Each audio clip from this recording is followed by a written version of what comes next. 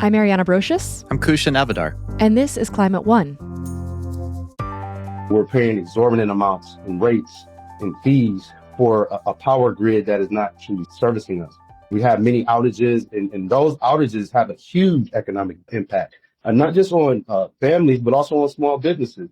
Right now, me personally, I had an 81% increase in my auto insurance, a 45% increase in my home insurance, an increase in the water, gas, electric, phone, food, gasoline, everything. I mean, I'm like every other resident in Michigan. We're just struggling. I personally grew up in poverty and my parents struggled to keep the lights on. There were days when I would come home from school and there would be no electricity at home because my parents, despite working long hours, couldn't afford the electricity bill.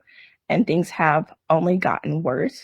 Now, as an adult, I'm constantly in fear of not being able to afford my bills, including my electric bills, to the point that I've considered getting a second job just to afford it all. Those were the voices of Rashawn Harris, Aaron Liberty, and Monica Booker speaking at a public hearing in Detroit last April. Kusha, what's your reaction when you hear their testimony? Yeah, I feel two things. The first is this is obviously urgent in so many individual homes and individual people's lives. And then that one voice of the individual that said, I live in constant fear, so much so that I almost took a second job. I think that really brings it into perspective for me for how difficult rate hikes and potential shutoffs are in a person's life. How about you? Yeah, I mean, all of us have seen higher bills, you know, these inflationary pressures, all kinds of monthly expenses, as we heard one person there cite, are going up, you know, groceries just as the tip of the iceberg, and it's putting a lot of pressure on everybody's finances. And I think this is the context that we're in as we're hearing about electricity rates going even higher across much of the country. Yeah, when people can't pay their utility bills, the power companies generally have the right to cut them off. Along with prices, this practice, though, is also on the rise. In 2024, over 600,000 American households had their power shut off due to an inability to pay. Yeah, and that is a shockingly high number. And it's more than just an inconvenience. This is really dangerous. In hot summer months like the ones we're in now, people rely on air conditioning that literally can keep them alive. Exactly. More people die from extreme heat than from hurricanes, floods, and tornadoes combined, often in their own homes when they can't afford the AC. I mean, it's a horrible situation. And most states have shutoff protections during winter months, but only 23 states, so that's less than half of the states in the United States, have laws that prevent utilities from shutting off power during extreme heat events.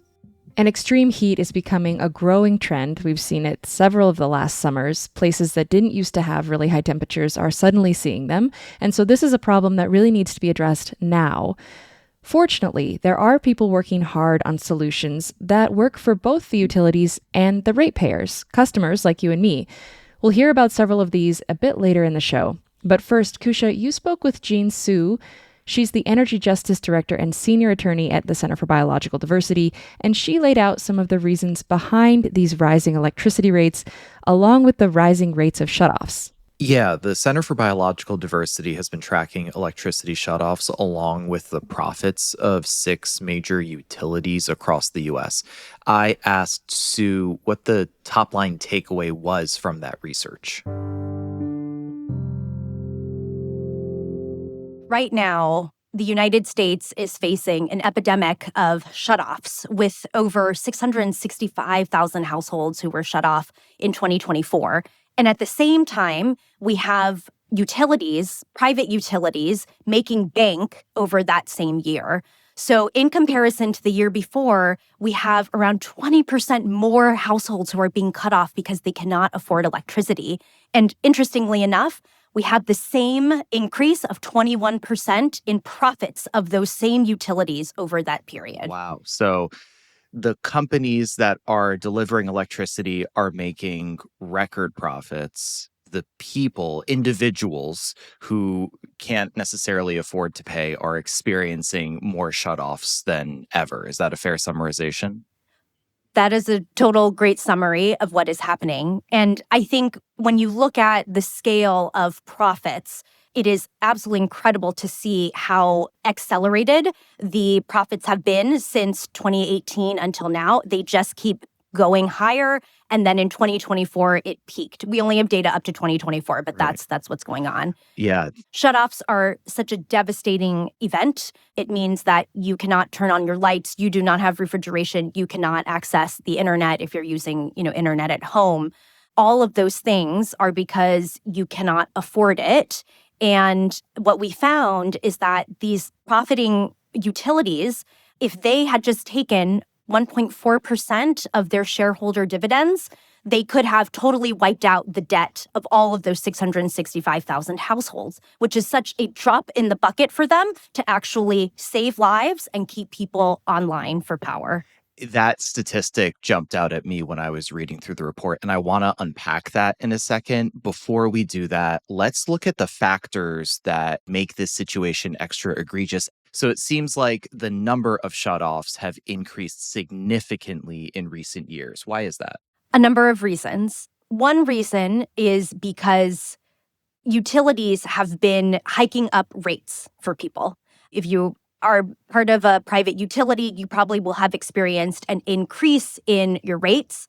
It's because they are building out more fossil fuel power plants. They are also passing on fossil fuel volatility from around the world. So because of the Ukraine war, we actually saw a huge spike in gas prices around the world. And utilities are just passing that buck off to customers and not taking any responsibility for it. So Let me pause you there. So yeah, you're go ahead. saying electricity rates are going up.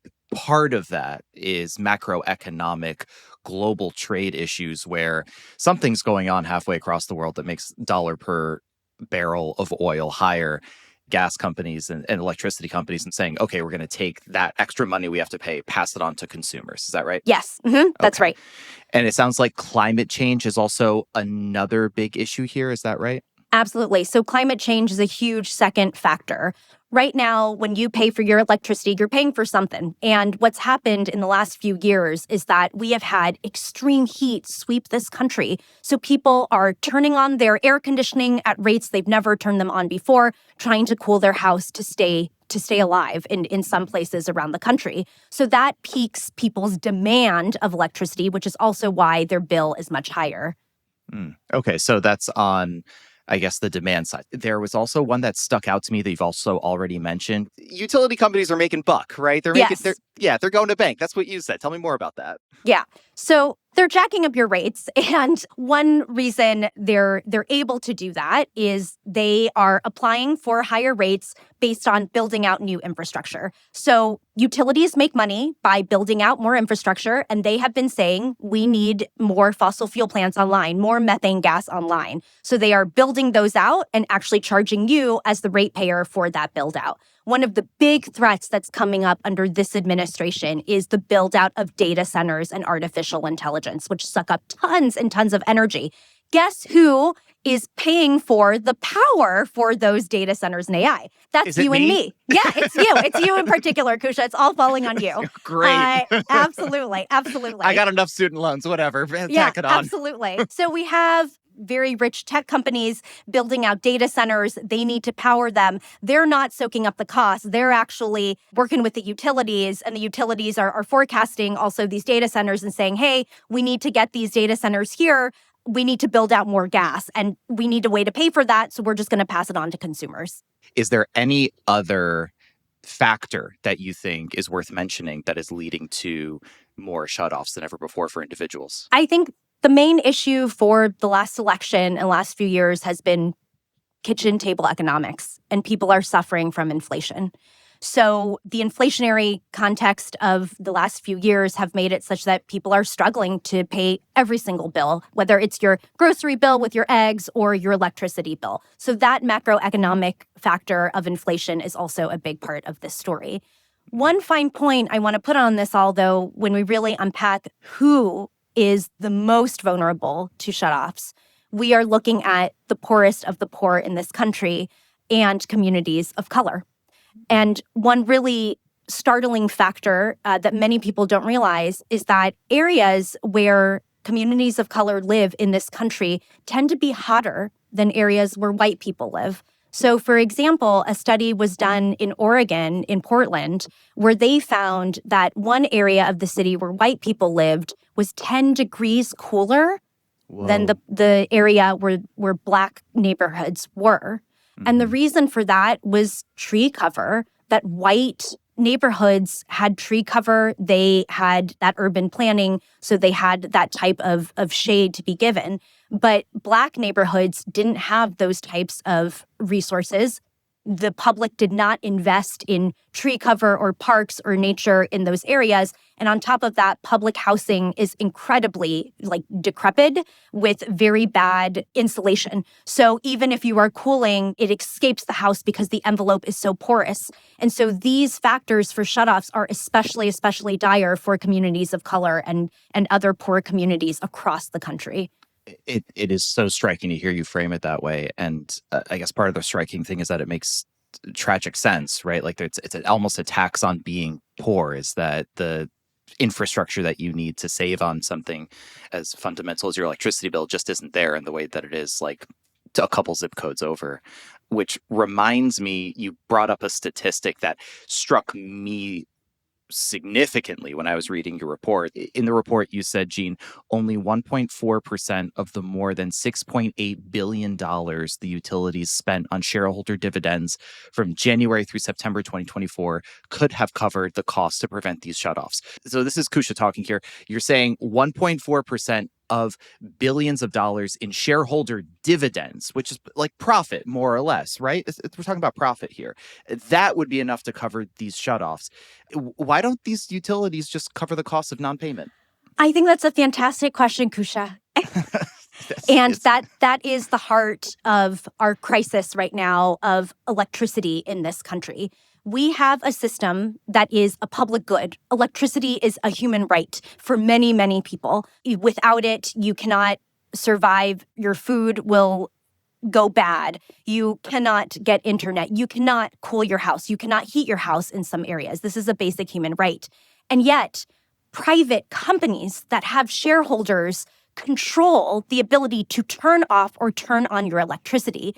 And for some people, that is a life and death decision. There was a woman in Arizona in 2018. She was a 72-year-old woman. She was unable to afford her rising electricity bill because Phoenix is hit the worst, during the summer for heat, from climate change.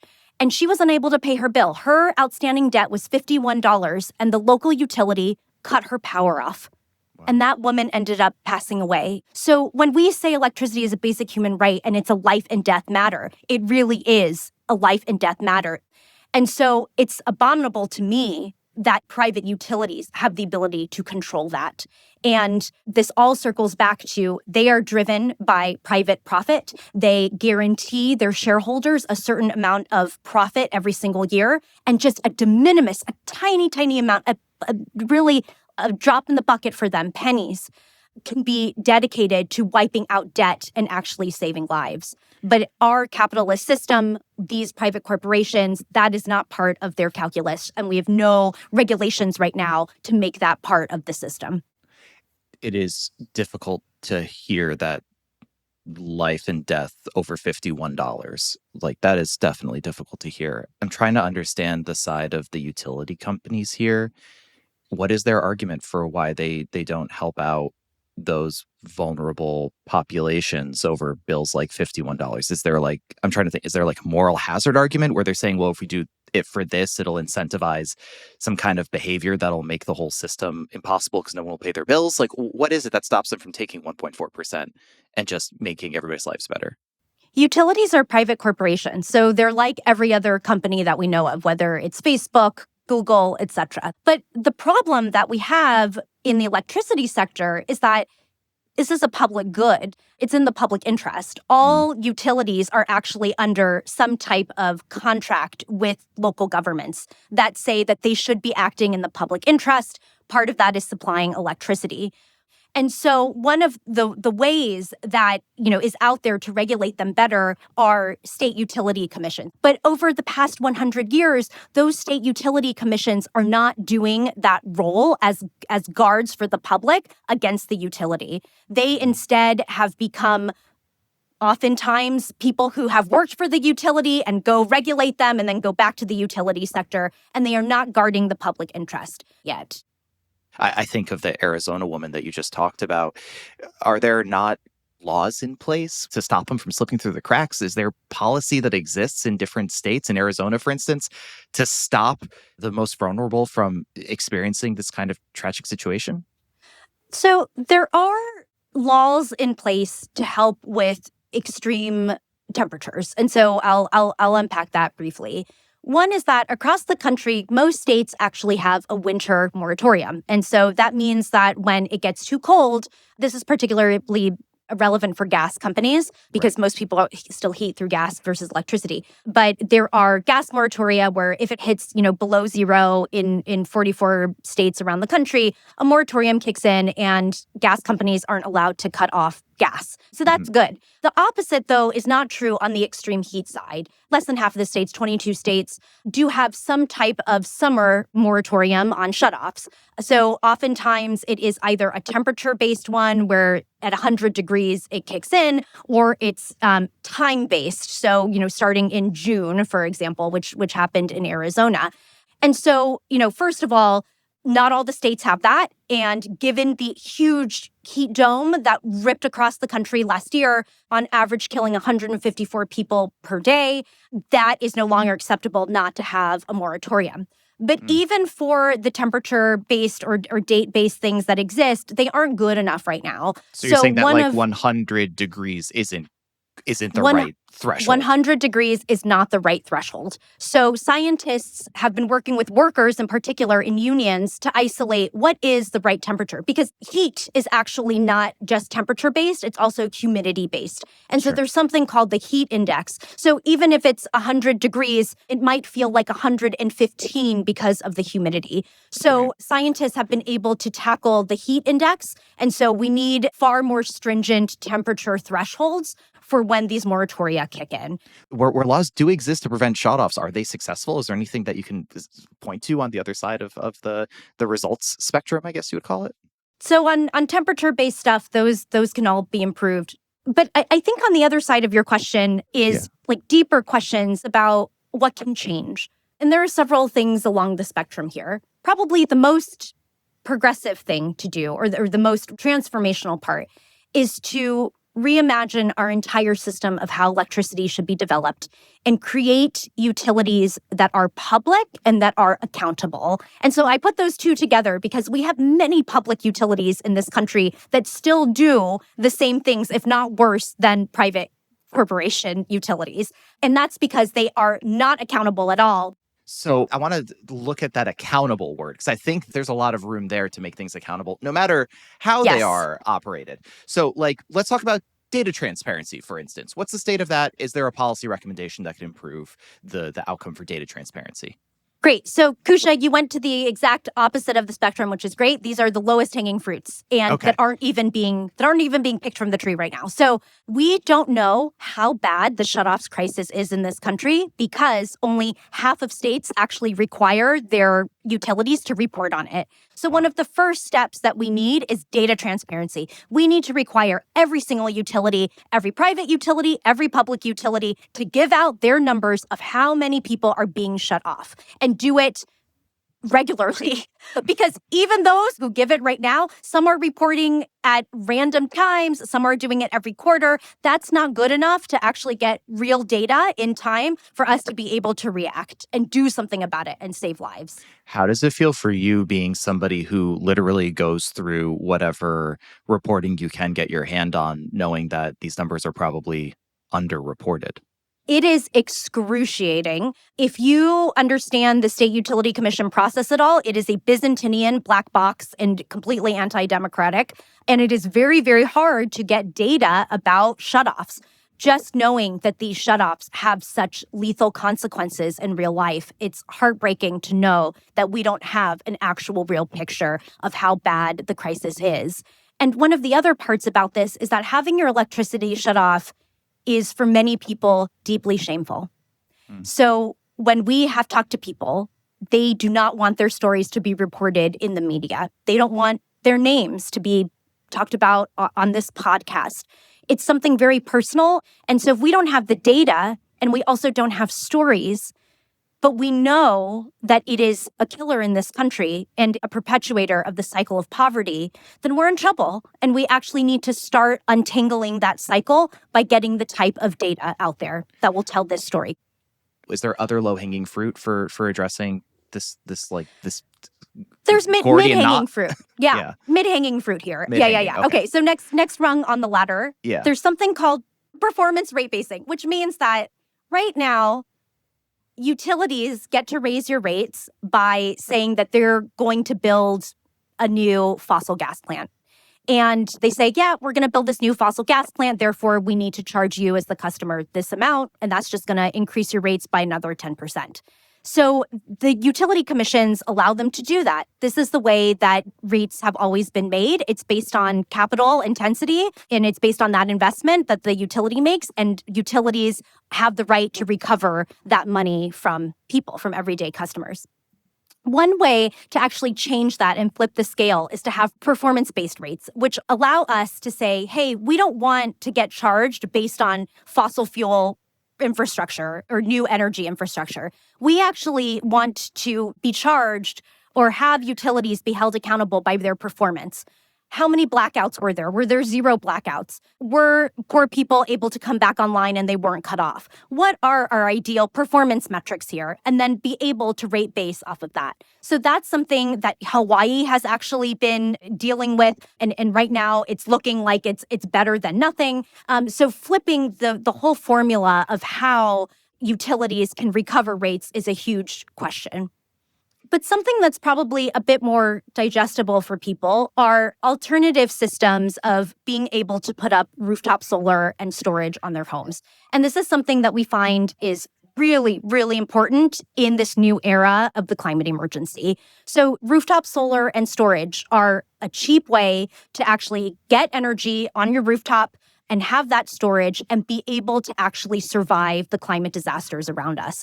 We have worked in Puerto Rico, we've worked in North Carolina, areas that have huge hurricanes where the only families left with power at the end of these horrific events are those with rooftop solar and storage. And that has been a huge boon for people to have reliable and affordable energy. Unfortunately, what's been happening is that utilities all across the country have been trying to get rid of your ability to put up rooftop solar. And this comes in the form of rolling back net energy metering programs to putting a fixed fee, and that disincentivizes people to put up rooftop solar and storage. If you're in the elevator with somebody who was paying their electricity bill every month and actually could afford to pay and wasn't running into these issues, what would you say to them?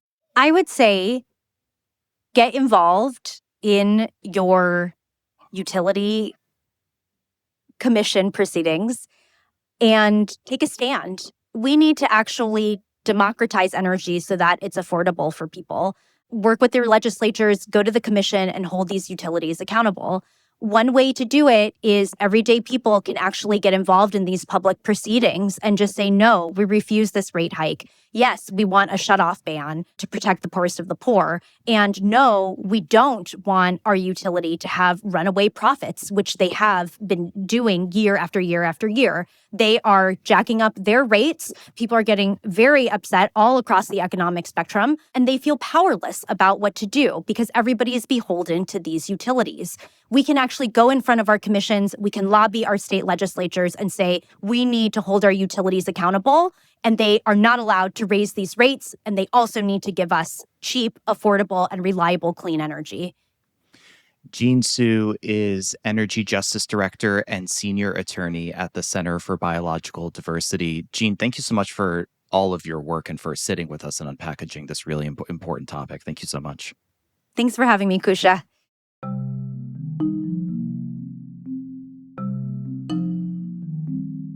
Coming up, the climate crisis is making many of us more vulnerable to dangerous temperatures, but in many places, protections haven't kept up. More states have cold weather protections than do states that have hot weather protections. And this is likely plaguing those places that are particularly hot. That's up next when Climate One continues.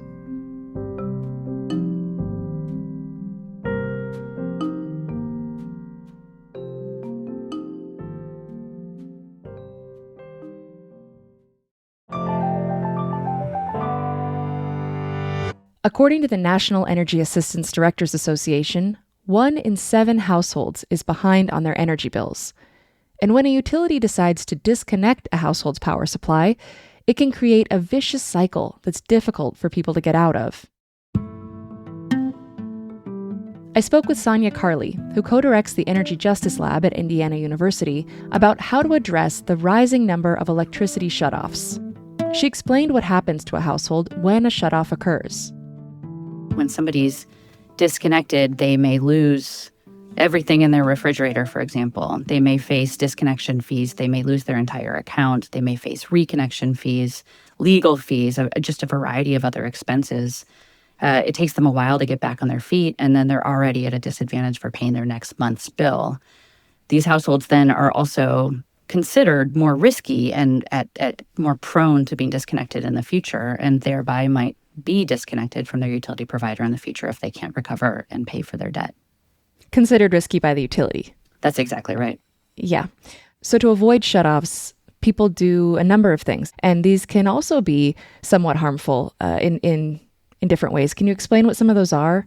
I will, and this is something that we've focused quite a bit of effort on at the Energy Justice Lab, are these financial and behavioral coping strategies. And the riskiest strategies are also the most common. So, for example, carrying debt, which is highly risky, is the leading coping strategy with 28% of all low-income households. And the second most common strategy is what we term risky temperature behavior. Now, this is behavior such as burning trash in your home, or using your oven for space heat, or using a dryer to warm one's body by sitting behind the dryer as it's running. But there are a variety of other strategies as well, such as keeping your home at incredibly uncomfortable temperatures, either too cold or too hot, or facing the decision of whether to put money towards food or to eat, or other strategies that I think are less risky, but as noted, very much less common, such as calling the utility for help and asking the utility if they have a payment plan, or asking a friend or a neighbor or a family member for help paying a bill. Well, and a challenge to this can be a shameful occurrence for someone, and they may be thus less inclined to reach out for help, either to a friend or family or even to the utility, right? That's absolutely the case. And in fact, we've done quite a few interviews with individuals who have been disconnected. And one of the recurring themes that we hear is a theme of shame. Individuals who are disconnected feel incredibly bad about it. And the biggest source or foundation of shame that we've heard about is with their children who reside in the home, that they couldn't provide for their children, that they couldn't keep their children warm and safe and secure. And I just want to say here that we're talking about electric rates increasing rapidly. We're talking about an economy that for many people is already very expensive in lots of ways. These are situations that are beyond an individual's control, and it isn't somebody's fault necessarily that they can't afford a very high electric bill. But if your power is turned off because of non-payment, it could actually be a while before it gets turned back on. So can you explain what this can look like for people after their power is turned off? I think first it's understanding the circumstances, what happened, and then seeking help. Sometimes they may not have a phone charge and they have to go and charge their phone somewhere, which means possibly walking to a neighbor's house or using somebody else's phone. It oftentimes, from what we've heard, means that an individual then desperately needs to get in touch with the utility company. Yet another theme that we've heard many times when speaking with individuals who have been disconnected is that they really struggle to actually get a person on the line at the utility company. We've heard the term robot several times, where they feel like they're talking to a robot because it is in fact just the system, and they end up in this perpetual cycle within the telephone system of not being able to reach somebody that can actually identify their account and take care of their circumstances and tell them what they need to do. That's maddening, and we all experience that in different aspects of our lives, and that is just the most frustrating thing. We sure do. And when you've just been disconnected and you're worried about what's going to happen with the food in your refrigerator and your children that night and where they're going to sleep, it's absolutely even more maddening. Yeah. So if someone loses their power and they're not able to connect with, or even if they can connect with the utility, what are the steps it takes to get your power restored? Well, usually it means paying that bill off, paying the amount that is owed to the utility company. And sometimes it's just the amount. Sometimes there's extra fees included. It might be a disconnection fee or a reconnection fee. So paying those fees then presumably will lead to the lights coming back on. This is usually the case from the interviews that we've conducted, though we have heard some stories of having assistance paying off the bill, but then not knowing that the individual needed to also call the utility company themselves and confirm their final details in order for their new account to be established and to be turned on, which introduced multiple days of delay before getting the power on. But this is just one specific story. Just again to emphasize this point, this is a really dangerous situation, especially when we're talking, as we are this episode, about extreme heat. It can be very harmful to an individual's health. This risk of electricity shutoff is a problem that faces about a quarter of American households, according to the U.S. Energy Information Administration. There are federal funding programs that provide low-income bill assistance, like LIHEAP, the Low-Income Home Energy Assistance Program. Prior to the Trump administration coming into office, how important was that program in helping with these situations? LIHEAP as a federal bill assistance program is absolutely crucial in the face of energy insecurity and utility disconnections. This is a lifeline for millions of households across the country that need that kind of emergency relief in some month when their bills they simply can't cover their bills. But we know that LIHEAP actually at previous funding levels, which are usually about $4 billion to $6 billion in some of the best years, were already woefully inadequate. At best estimates are about 20% of the eligible at-need population for this bill assistance program actually had access to it. Just a fifth of people who really need it. That's right. That's right. Yeah. I'll also note that there's seasonality here, too. If we're thinking about extreme heat, the majority of the funds for LIHEAP are used in the cold weather months because that's when it's first allocated. And the best estimate that I've heard is about 70% is already used before the summertime. So there's just a small kind of paucity of funds. In some places, it's entirely exhausted before the summer months, before the extreme heat. And to make the situation worse in our current moment, the Trump administration has eliminated the Health and Human Services staff that administers this program. That's right. And his proposed budget also eliminated the program funding. So what impact do we expect that's going to have? I think it's just a profound impact, to be honest. This is at the same time, as we noted, that energy prices are rising all across the country, and there are very few other protections and supports available for these households. I think idealists might say, well, states and nonprofits and local governments will step in and fill this gulf. They'll provide this bill assistance that the federal government did before. But these are all different entities that are struggling in their own ways right now and don't have excess funds that they can put towards this bill assistance. Right.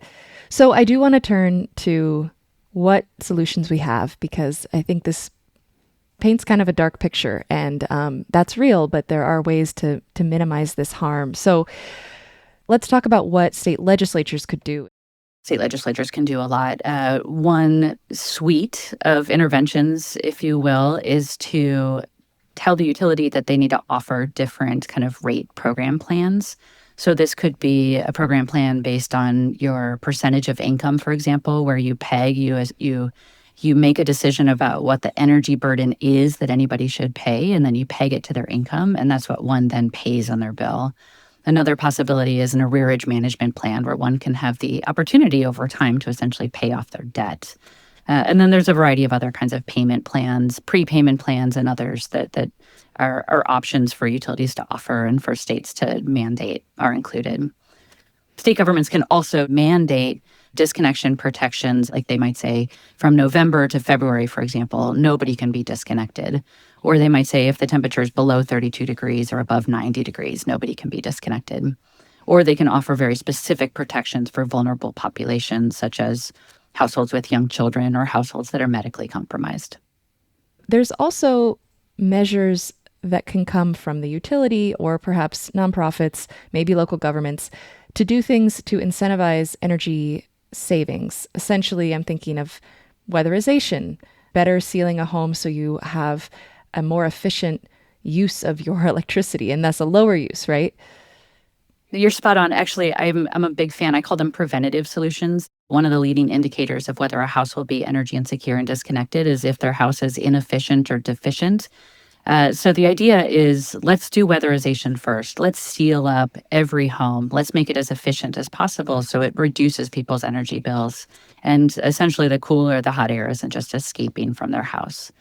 I think that that's a go-to, but I think there's other preventative options as well to help households avoid that cycle of energy insecurity.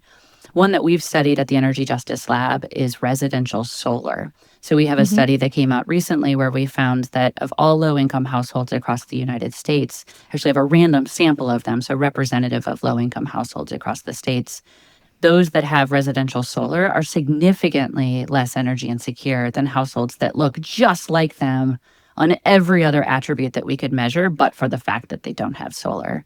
So solar can reduce one's energy bill and thereby help them avoid energy insecurity. Right, because even if your solar doesn't cover the full amount of energy you use, it's going to reduce a significant portion. So your monthly bills are lower. That's exactly right. That's exactly right. And we find this even regardless of whether it was a subsidized solar panel or fully paid outright. And we also find these spillover effects. So if one has residential solar, they're better able to pay their other bills, such as their natural gas bills, because they have more money that they can use. When you're so tightly budget constrained, there's only so much that you can pay towards your bills.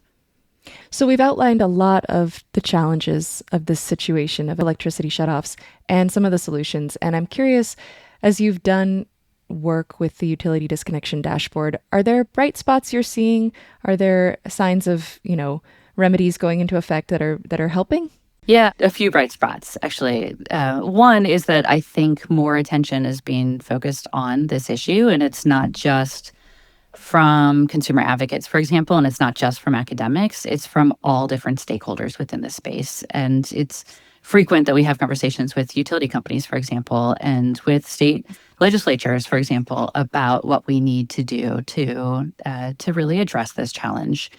Second, the biggest source of inspiration that I've seen is that a lot of states are starting to consider whether they need to modify their disconnection protections, again, specifically as it comes to heat as well as data transparency and data gathering. Sanya Carley is a Presidential Distinguished Professor of Energy Policy and City Planning at the University of Pennsylvania. Thank you so much for joining us on Climate One. Oh, thank you so much for having me.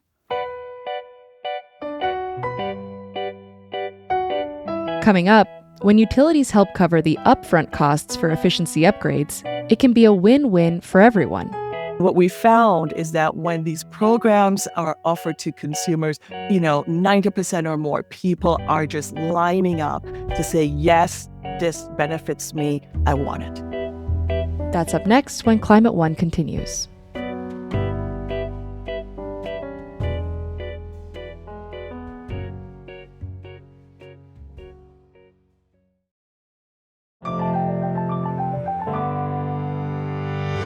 We've heard a lot today about how serious it can be to have your power shut off. Now, I want to discuss what we can do about it. So I invited Tamara Jones. She's the co-executive director of Clean Energy Works to talk through some possible solutions.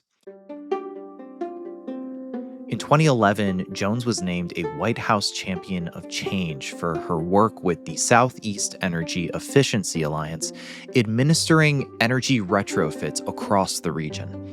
She says her whole career has been about working for justice. I was born and raised in the Caribbean, in Jamaica. And my mother brought my sister and I to the States, to New York City, when I was 14. And I remember those first winters. We bought plastic sheeting and you duct taped them around the windows, which also had holes in the wall to try to limit the wind blowing in during a New York winter. And it would be like being on a ship, the sound of the plastic billowing and flapping, when there was wind. So I remember trying to stay warm under blankets and electric space heaters. And my mom never complained, but I saw the bills.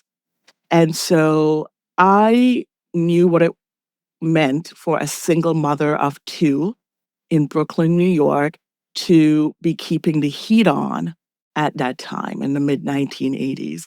So, my entire professional life has been in service to communities in the public sector.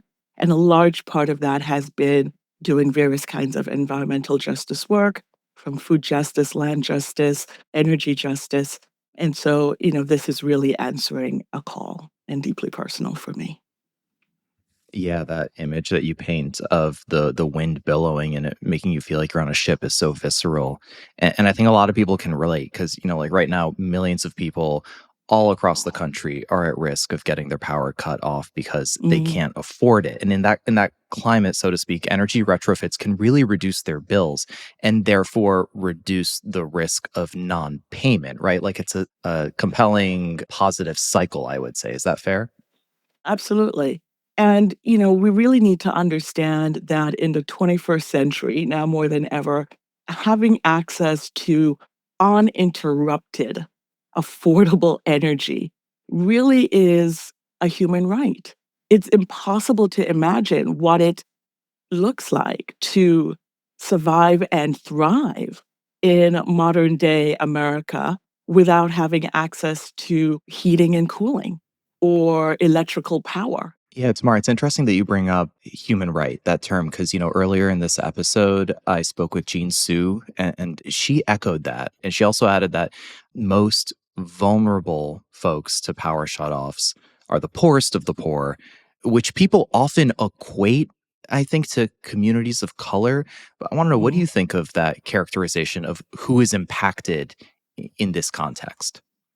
It's part of the unfortunate history of this country, our failure to really deal with our racial history, right? We don't see all of the ways in which it gets embedded in what we think we know and how we know it. So, how we use data, how we interpret data to define and tell us what is normative, goes unexamined. So, if one were to look, at per capita, then yes, often communities of color rise to the top of lists when you're looking at the proportional impact in a community. If you look at just the raw numbers of people who suffer from utility disconnections or not having access, who are economically impoverished, working class and poor white folks vastly outnumber communities of Mhm. color. So the fact that we continue to equate poverty with melanin is itself a reflection of, that racial ideology. And it does a disservice to white communities who have so much in common with communities of color on these issues and prevents them from seeing that we have a shared goal sometimes and that we really need to be working more deeply aligned and in collaboration with each other. Something like half of Americans don't have more than $1,000 of savings or even That's right. $1,000 of savings. 50 million households are low income in this country. And there are not 50 million Black folks in this Mhm. country. So we got to think about who is elevated to represent certain populations and who is rendered invisible. And so this feeds into one of the challenges we face, right? We talk about energy burdens in this Mhm. country, which is the percentage of your income, your household income, that goes to paying for your energy bills. And the average is for non low income households, around 3% of your Mhm. income goes to pay for your energy bill. Well, for So that's low people who are income, doing pretty well financially, I like would say middle securely at class, least. right, Yeah, and 3%. that's not, pretty well doesn't mean that you're free from economic insecurity. It Sure. just means that when you look at how much you're making, on paper at least, you're not low income. Mhm. So you are middle income and above, right? Around 3% of your annual income goes to paying your energy bills. If you're a low income household, it is three times that. It's almost 9% of your Wow. income goes to Sure. paying your energy bills. And in fact, what we actually see when you zero in even more, there are counties and communities in this country where that can get as high as 30%. Wow. 30% of your income is going just to pay your utility bills. So this is a very real crisis that we really need to be talking about. And that's not, again, not limited to Black and Brown communities. Let's go on then to some of the work you're doing today with Clean Energy Works. And so Clean Energy Works promotes a model called inclusive utility investments. Unpackage that for me. How do you define an inclusive utility investment? Well, let me start with the problem we're trying to solve, right? So for decades, we've had the technologies to make our buildings more energy efficient, that is less leaky, and to put in clean energy technologies. So whether it's heat pumps instead of your traditional gas furnace, solar panels, those kinds of things. The question is, how are you going to pay for those things? And typically, there are only three ways in which those installations are made in your home that are paid for. One is that you qualify for some government program, typically low income households. Second is that the utility might offer some rebate or incentive to offset the cost. And that is usually paid for by all of the customers that the utility company serves, right? Whether they realize it or not, they're pitching in a little bit of money. It goes into a pool, and that's what's used to pay for the rebates and incentives. But the primary way in which we expect people to pay for clean energy where they live is by personal debt. We expect you to make enough money that you can qualify for a loan, that you have good credit, that you are then willing to take out the loan and pay for that over time. And what we've seen is that most Americans are just not willing to do that. So we've spent decades of lots of pretty debt products that are offered that still are not moving the needle. What we And can be champion quite is something exclusive, right? You're saying it's also exclusive because not everybody like has the credit to take on those personal loans, for instance. that's exactly right. And I should say there's a fourth way in which you could pay for this. You could just be rich. And then you Right. don't need Right. government programs or debt. You could just write the check yourself, right? But that's just not where most Americans are. And so we have not seen any appreciable adoption of these technologies in the market space.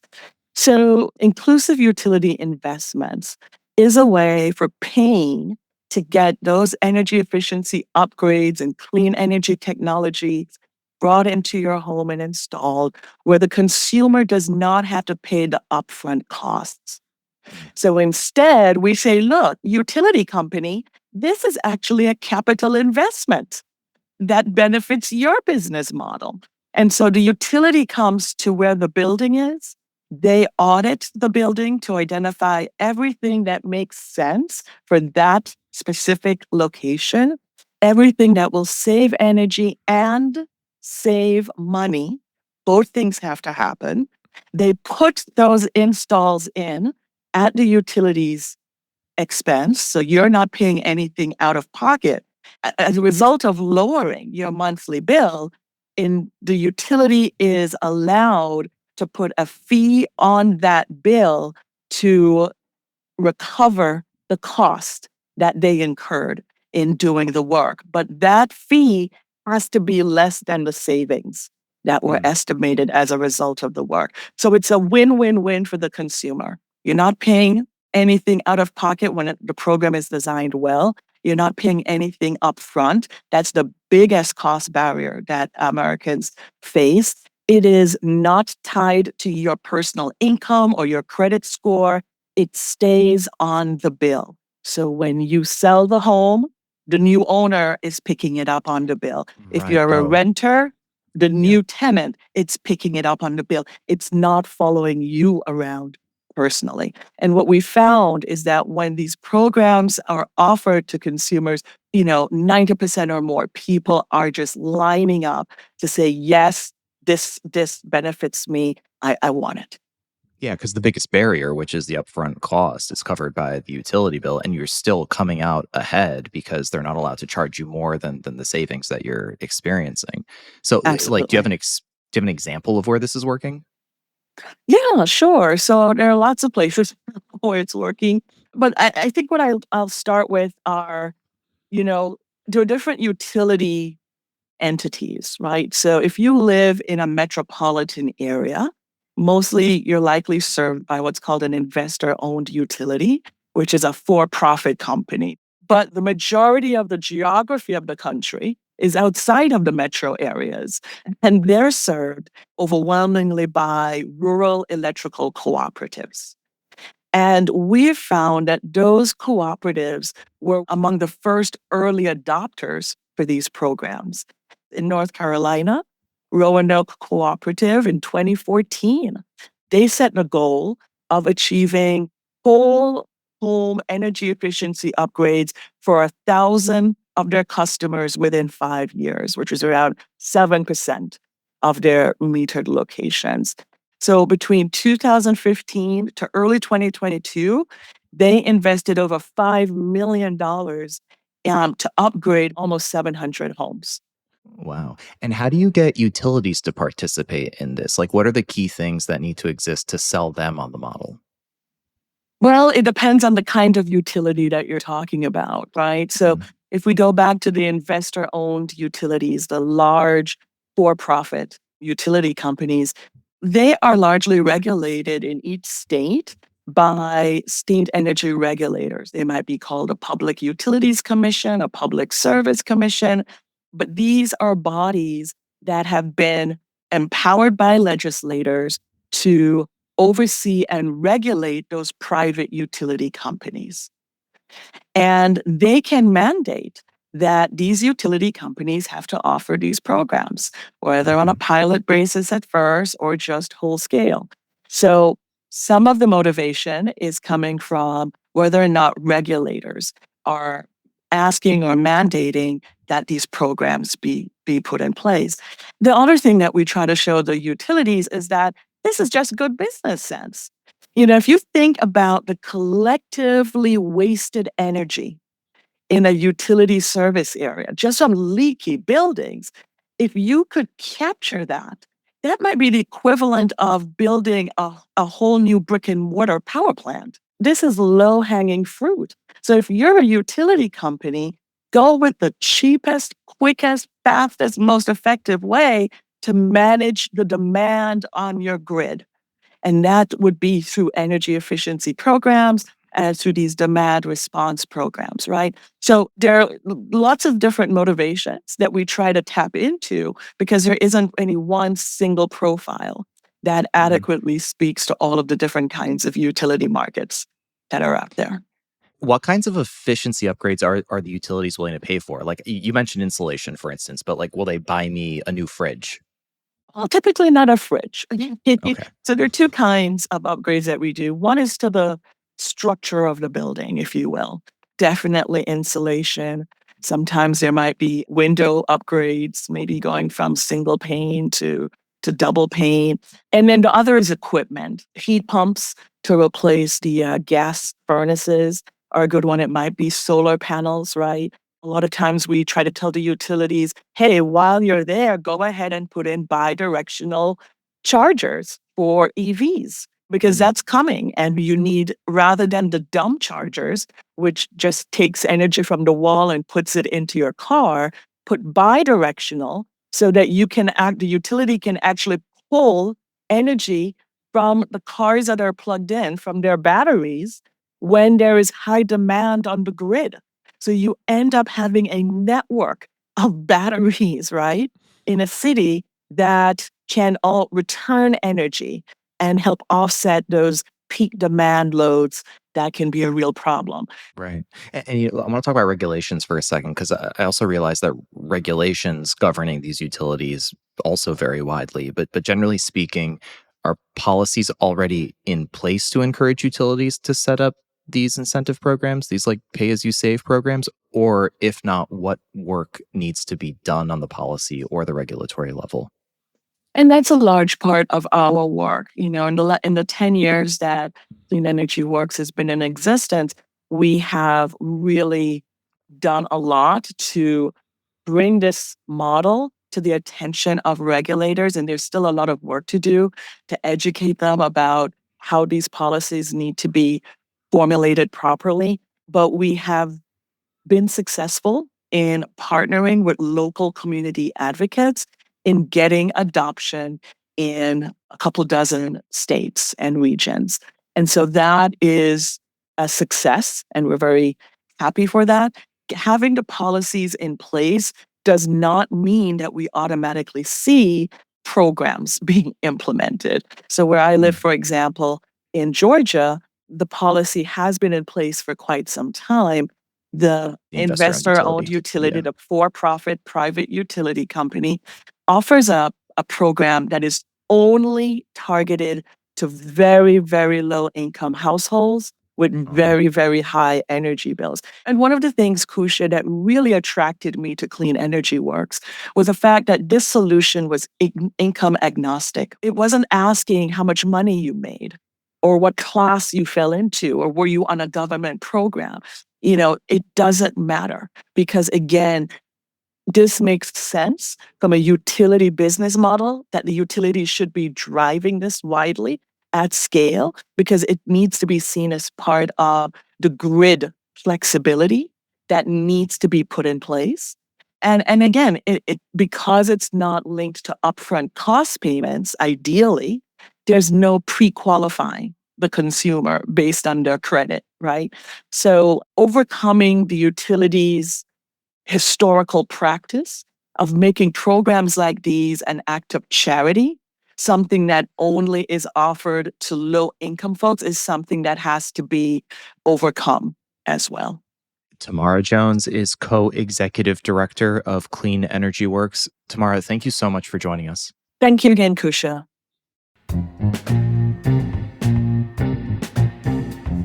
All right, as we wrap up the show each week, we like to talk about one more thing that's on our minds. Kusha, why don't you go first? Sure. So shout out to RMI for this cool website that I found that tracks all of the heat pump and water heater market stats in the United States, which is actually quite interesting to see. They have a lot of different graphs. The top line message that I got from this was that heat pumps have outsold gas furnaces consistently since 2021. And that equates to like 4.2 million heat pumps sold between April 2024 and March 2025. And 55% of water heaters sold in that same period, like over the past year, have been electric. So some interesting numbers there. It's great. It's great to see those trends. I like to think that there's a lot of shifting happening, but it's nice to see the hard numbers. So cool. Well, my one more thing is related to today's episode because early voting is underway in the primary election for 2 seats on the Georgia Public Service Commission. And this is the statewide board that regulates utilities in the state of Georgia. Many states have these commissions. They're really important because these are the people who regulate the big utilities and decide if they can charge their customers more and where they're supposed to get their power from. And this is especially important this year for Georgians because they have not been able to vote on these seats for the last couple cycles because of a lawsuit. So this is where the power of the people comes in to vote for who regulates utilities in the state of Georgia. Wow. It is where your vote can really make a difference. I love hearing stories like that. And that's our show. Thanks for listening. You can see what our team is reading by subscribing to our weekly newsletter. Sign up at climateone.org. Climate One is a production of the Commonwealth Club. Our team includes Greg Dalton, Brad Marshland, Jenny Park, Ariana Brocious, Austin Colon, Megan Basilia, and Ben Testani. Our theme music is by George Young. I'm Kusha Nevedar.